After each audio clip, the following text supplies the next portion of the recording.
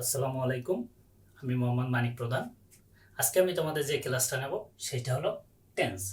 Tense হলো English গ্রামারের প্রাণ, অর্থাৎ টেন্সকে ইংলিশ গ্রামারের প্রাণ বলা হয়, the heart of English grammar. তাহলে আমরা টেন্স সম্পর্কে জানতে হবে যে জিনিসটা, সেটা হলো ভার্ব। ভার্ব সম্পর্কে ধারণা থাকলে টেন্স সম্পর্কে জানা ইজি হয়ে যায়। তাহলে আমরা আজকে পড়ব টেন্সের সংজ্ঞা এবং টেন্সের প্রকারভেদ। আমরা প্রথমে আসি। টেন্স শব্দের অর্থ হলো ক্রিয়ার কাল, অর্থাৎ ক্রিয়া সংগঠনের যে সময়, সেটাই আসলে টেন্স। তাহলে কোনো কাজ সংগঠিত হয়েছিল, হয় বা হবে, এরূপ বোঝাতে ভার্বের যে রূপ, মানে ভার্বের যে রূপটা আছে সেটাকে বলা হয় টেন্স। টেন্স মানে হলো ক্রিয়া, মানে ভার্ব বা ক্রিয়া সংগঠনের যে সময়, সেই সময়টাকে টেন্স বলা হয়। এখন আমরা যদি বলি আই গো টু স্কুল, এইখানে গোটা হলো ভার্ব। এই ভার্বের যে রূপটা, এটা প্রেজেন্ট, পাস্ট এবং ফিউচারে ব্যবহার করা হয়। তাহলে আমরা জানি টেন্স তিন প্রকার: present tense, past tense, future tense. এখানে আমরা এক্সাম্পলে লক্ষ্য করলে দেখব আই গো টু স্কুল, এখানে গোটা হলো ভার্বের প্রেজেন্ট রূপ। আই ওয়েন্ট টু স্কুল, ওয়েনটা হলো গো এর পাস্ট ফর্ম, অর্থাৎ এটি প্রেজেন্ট টেন্স, এটা হলো পাস্ট টেন্স। এবং লাস্টেরটা দেখো I will go to school, এখানে গোটা প্রেজেন্ট, কিন্তু এর সামনে একটা উইল বসে, এটা হলো অক্সিলারি ভার্ব। এটা বসার কারণে এটা হয়ে গেছে ফিউচার টেন্স, অর্থাৎ এটা হলো প্রেজেন্ট, এটা হলো পাস্ট, এটা হলো ফিউচার। এখন আমরা আজকে যে আলোচনা করব সেটা হলো প্রেজেন্ট টেন্স নিয়ে।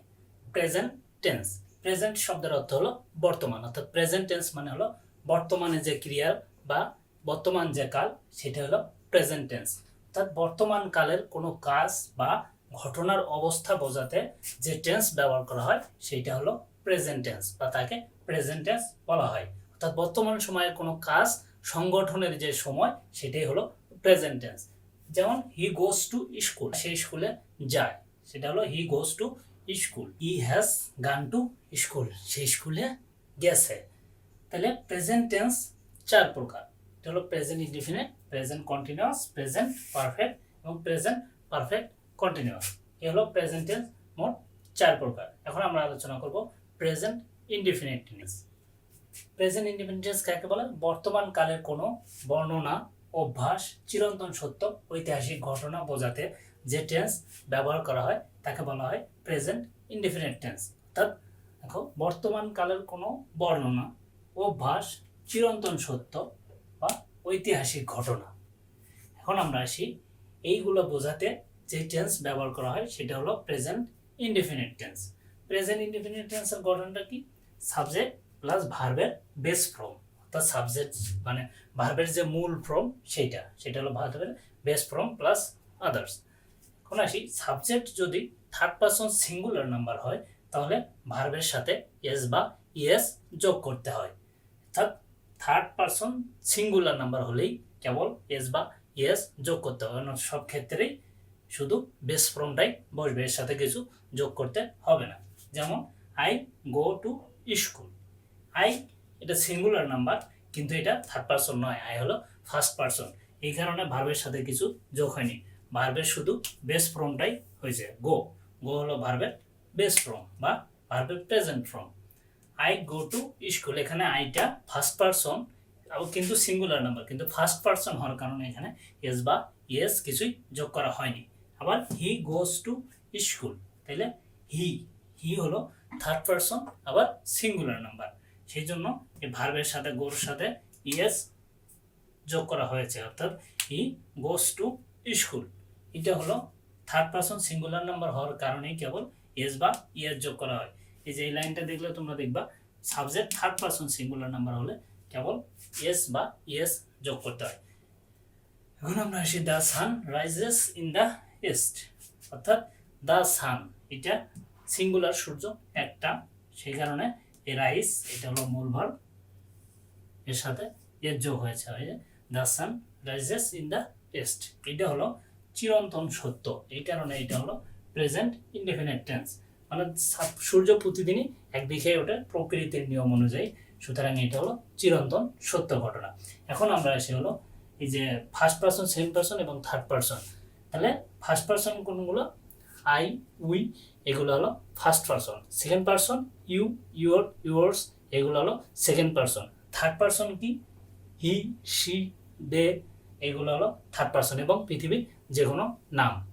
প্রেজেন্ট ইনডিফিনিট টেন্স চেনার কিছু উপায় বা নিয়ম আছে, যেরকম আমরা ভার্বের সাথে এস বা ইএস দেখলে বুঝবো এটা ভার্ব প্রেজেন্ট ইনডিফিনিট টেন্স। আবার অনেক সময় ভার্বের শুধু বেস ফর্মটা থাকলে বুঝবো এটা প্রেজেন্ট ইনডিফিনিট টেন্স। আবার আমরা দেখি অক্সিলারি ভার্ব হিসেবে ব্যবহৃত হতে পারে এমন ভার্ব ছাড়া সব ভার্বই প্লুরাল। ভার্বেরও সিঙ্গুলার বা প্লুরাল ফর্ম আছে, তাহলে অক্সিলারি ভার্ব হিসেবে ব্যবহৃত হতে পারে এই ভার্বগুলো ছাড়া অন্য যেসব ভার্ব আছে সবগুলোই প্লুরাল ফর্মে আছে। তাইলে নাউন এর সাথে এস বা ইএস যোগ করলে ওই নাউনটা প্লুরাল হয়, এবং ভার্বের সাথে এস বা ইএস যোগ করলে ভার্বটা তখন সিঙ্গুলার হয়। এখন আমি দেখি, the boy goes to school, এখানে দ্য বয় এটা হলো সিঙ্গুলার, অর্থাৎ সাবজেক্টটা হলো সিঙ্গুলার, বা এটা নাউন, এটা হলো সিঙ্গুলার। তাহলে the boy goes to school, এখানে সাবজেক্ট যেহেতু সিঙ্গুলার তাহলে ভার্বটা হবে সিঙ্গুলার। ভার্বটা সিঙ্গুলার হতে গিয়ে কি হয়েছে, গোরের সাথে ইএস বা এস অনেক সময় যোগ হয়, তাহলে এটাও সিঙ্গুলার, ভার্বটা হবে singular. The boy goes to school, তাহলে সাবজেক্টের সাথে ভার্বটা মিলাইতে যায় ভার্বটার সাথে ইএস যোগ হয়েছে, এই কারণে ভার্বটা হয়েছে সিঙ্গুলার। ভার্বের সাথে এস বা এস যোগ করলে ভার্বটা সিঙ্গুলার হয়, অর্থাৎ এই ভার্বটা সিঙ্গুলার। আবার দেখি, দা বয় এটা সিঙ্গুলার ছিল, এখন দা বয়েজ অর্থাৎ বালকেরা বা বালকগুলো, এখানে যোগ হয়ে নাউনটা হয়েছে প্লুরাল, অর্থাৎ দা বয় থেকে দা বয়েজ। নাউনটা প্লুরাল হওয়ার কারণে ভার্বটা নাউনটা যেহেতু প্লুরাল, ভার্বটা হবে প্লুরাল। এখানে প্লুরাল ভার্ব বসা মানে গোটা হলো প্লুরাল, গো টু স্কুল, অর্থাৎ বালকেরা স্কুলে যায়। এখানে সাবজেক্টটা প্লুরাল, এই জন্য ভার্বটা প্লুরাল। এখানে সাবজেক্টটা সিঙ্গুলার, এই জন্য ভার্বটা সিঙ্গুলার। সাবজেক্টটা সিঙ্গুলার হওয়ার কারণে ভার্বটা সিঙ্গুলার, ইএস যোগ হয়েছে। আবার এখানে শুধু গো প্লুরাল ভার্বটাই রয়ে গেছে, যেহেতু এখানে সাবজেক্টটা প্লুরাল। এখন আমরা আসি প্রেজেন্ট ইনডিফিনিট টেন্সের চেনার জন্য কিছু ওয়ার্ড আছে, যেরকম always, often, sometimes, everyday, daily, regularly, generally, occasionally, usually ইত্যাদি শব্দগুলো কোনো সেন্টেন্সের মধ্যে থাকলে বুঝতে হবে এই সেন্টেন্সটা প্রেজেন্ট ইনডিফিনিট টেন্স। দেখো আবার, always, often, sometimes, everyday, daily, regularly, generally, occasionally, usually, এই সব যে শব্দগুলো আছে এই শব্দগুলো মনে রাখতে হবে। এই শব্দগুলো থাকলে বুঝতে হবে ওই সেন্টেন্সটা প্রেজেন্ট ইনডিফিনিট টেন্স। এখন আমরা আসি হলো প্রেজেন্ট কন্টিনিউয়াস টেন্স। তাহলে প্রেজেন্ট কন্টিনিউয়াস টেন্স কাকে বলে? বর্তমানে কোনো কাজ বা ঘটনা চলছে বা চলতেছে, অর্থাৎ এই সময়ে আমরা কোনো কাজ করছি, যেরকম আমি এখন ক্লাস নিচ্ছি, এটাই প্রেজেন্ট কন্টিনিউয়াস টেন্স। অর্থাৎ বর্তমান সময়ে কোনো কাজ চলতেছে বা করতেছি আমরা, এটাই হলো present continuous tense. Present continuous টেন্সের স্ট্রাকচারটা কি? Subject plus am is are, এগুলো হলো auxiliary verb. Subject plus am is are plus ভার্বের সাথে আইএনজি, মূল ভার্বের সাথে আইএনজি এটা প্লাস আদার্স। তাহলে সাবজেক্টের পর কি থাকবে? অক্সিলারি ভার্ব, এগুলো হলো এম ইজ আর, এই তিনটার যে কোনো একটা, এবং ভার্বের সাথে আইএনজি থাকবে। তাহলে আই অ্যাম ইটিং রাইস, ভার্বের সাথে আইএনজি, অক্সিলারি ভার্ব এম থাকবে, তার মানে এটা প্রেজেন্ট কন্টিনিউয়াস টেন্স। ইটের সাথে আইএনজি এবং এম আছে। তাহলে রহিম ইজ প্লেইং ফুটবল, এখানে প্লের সাথে আইএনজি আছে এবং ইজ এইটা আছে, তার মানে এটা প্রেজেন্ট কন্টিনিউয়াস টেন্স।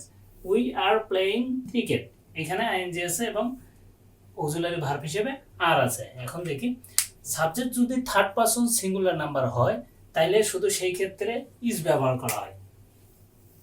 সাবজেক্ট শুধু থার্ড পারসন সিঙ্গুলার নাম্বার হলে ইজ ব্যবহার হবে, এবং শুধুমাত্র আই এর ক্ষেত্রে এম ব্যবহার হবে। এই দুইটা বাদে বাকি যতগুলো ভার্ব, বাকি যতগুলো সাবজেক্ট আছে সবার ক্ষেত্রে আর ব্যবহার করা হবে। তাহলে দেখো, আই এর ক্ষেত্রে শুধু এম মারটা আসবে, থার্ড পারসন সিঙ্গুলারগুলোর ক্ষেত্রে শুধু ইজটা আসবে, আর বাকি যত সাবজেক্ট আছে সবগুলোর ক্ষেত্রে আর ভার্বটা আসবে। তাহলে এইগুলো হলো প্রেজেন্ট কন্টিনিউয়াস টেন্স। এখন আমরা আসি প্রেজেন্ট কন্টিনিউয়াস টেন্সে কিছু ওয়ার্ড আছে যেগুলো থাকলে আমরা বুঝবো এটা প্রেজেন্ট কন্টিনিউয়াস টেন্স হবে, যেমন still, now, at this movement, at present. এই শব্দগুলো থাকলে আমরা বুঝবো এটা প্রেজেন্ট কন্টিনিউয়াস টেন্স। এখন আসি কিছু কিছু ব্যতিক্রমে ভার্ব আছে যেগুলোর সাথে আইএনজি যোগ হয় না, সেইগুলোর আইএনজি যোগ না হওয়া সত্ত্বেও এগুলো প্রেজেন্ট কন্টিনিউয়াস টেন্স। যেরকম see, hear, smell, notice, like, look, love, hate, feel, desire, recognise, এই যে ভার্বগুলো আছে এই ভার্বগুলোর সাথে আইএনজি যোগ হয় না, কিন্তু এগুলো প্রেজেন্ট কন্টিনিউয়াস টেন্স। যেরকম I see a nice bird, আমি একটি সুন্দর পাখি দেখতেছি, মানে আমি এখন দেখতেছি বা দেখতে এখনো আমি কাজটা করেই যাচ্ছি, কিন্তু সি এর সাথে আইএনজি যোগ হয়নি, অথচ এটা present continuous tense. I feel very cold, মানে আমি অনেক শীত অনুভব করছি, মানে এখনই করতেছি কাজটা, শীতটা এখনই অনুভব করতেছি, কিন্তু ফিলের সাথে আইএনজি হয়নি। তাইলে এই যে সি, ফিল, থিঙ্ক এগুলোর ক্ষেত্রে মাঝে মাঝে আইএনজি যোগ হয়। সেটা হলো দেখো I am seeing and seeing, আমি দেখছি তো দেখছি, এটা হলো ব্যতিক্রম। I am see and see এটা হয় না, তাহলে I am seeing and seeing, আমি দেখছি তো দেখছি এরকম। তুলনা বোঝালে ফিলের সাথে আইএনজি যোগ হয়, যেমন আই অ্যাম ফিলিং বেটার, আমি আগের তুলনায় ভালো আছি, এরকম তুলনা বোঝালে ফিলের সাথে আইএনজি যোগ হয়। আবার মাঝে মাঝে সি এর সাথেও আইএনজি যোগ হয়, থিঙ্কের সাথেও আইএনজি যোগ হয়, তাছাড়া এগুলোর সাথে সাধারণত আইএনজি যোগ হয় না। এবং আগে যে ভার্বগুলো লিখছিলাম ওইগুলো ইম্পর্টেন্ট, মনে রাখতে হবে যে কোনগুলোর সাথে আইএনজি সাধারণত যোগ হয় না, কিন্তু এগুলো প্রেজেন্ট কন্টিনিউয়াস টেন্স। এখন আমরা আসি হলো present perfect tense. Present perfect টেন্সের ক্ষেত্রে কোনো কাজ মাত্রই শেষ হয়েছে কিন্তু তার ফলাফল এখনো বিদ্যমান, অর্থাৎ কোনো কাজ মাত্রই শেষ হয়েছে যার ফলাফল এখনো বিদ্যমান বা ফলাফল এখনো আছে, এরূপ বোঝালে প্রেজেন্ট পারফেক্ট টেন্স হয়। প্রেজেন্ট পারফেক্ট টেন্সের স্ট্রাকচারটা কি? সাবজেক্ট প্লাস হ্যাভ অথবা হ্যাজ অক্সিলারি ভার্ব প্লাস ভার্বের পিপি, অর্থাৎ ভার্বের past participle form plus others. অর্থাৎ আমাদের কিন্তু ভার্বের এই যে প্রেজেন্ট পাস্ট পাস্ট পার্টিসিপল এগুলো জানতে হবে, না হলে টেন্সের অনেক সমস্যা হবে। এগুলো জানা থাকলে টেন্সের মানে রূপ, ভার্বের যে রূপগুলো এগুলো সহজ হয়ে যাবে। এবং পারফেক্ট টেন্স প্রেজেন্ট হোক, পাস্ট হোক, ফিউচার হোক, সবগুলোতেই ভার্বের পাস্ট পার্টিসিপল বসবে। আমরা দেখি হি হ্যাজ ডান দ্য ওয়ার্ক, তাহলে হ্যাজ কোথায় এবং হ্যাভ কোথায় বসে? হ্যাজ বসে শুধু থার্ড পারসন সিঙ্গুলার নাম্বারের যে সাবজেক্টগুলো সেগুলোর ক্ষেত্রে হ্যাজ বসে, আর বাকি সবগুলোতে হ্যাভ বসে। তাহলে কি he third person singular number, সুতরাং হ্যাজ হবে। হি হ্যাজ ভার্বের পাস্ট পার্টিসিপল, অর্থাৎ ডু, ডিড, ডান, অর্থাৎ done. He has done the work, সে কাজটি শেষ করলো, অর্থাৎ সে কাজটি মাত্রই শেষ করছে, কিন্তু তার ফলাফল বা তার যে রেস্টটা সেটা এখনো রয়ে গেছে। He has done the work.